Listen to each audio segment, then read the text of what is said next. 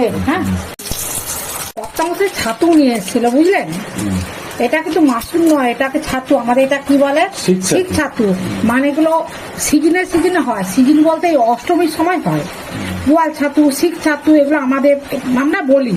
দাম কিন্তু প্রচুর বন্ধুরা, 800 টাকা করে কিলো। এগুলো তেলের উপরে ধীরে ধীরে এগুলো ভাজবো।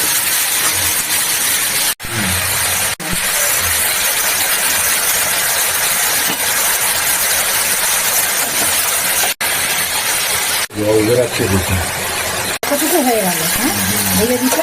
এবার এই যে ঝিঙে আর আলু এগুলোকে দিয়ে দিচ্ছি। লবণ দিয়ে, হলুদ দিলাম, জিরে গুঁড়ো দিলাম, একটু লঙ্কা দিয়ে দিলাম। জল বেড়াবেন, ঝিঙে থেকে জল বেড়াবে করে কত মাছ।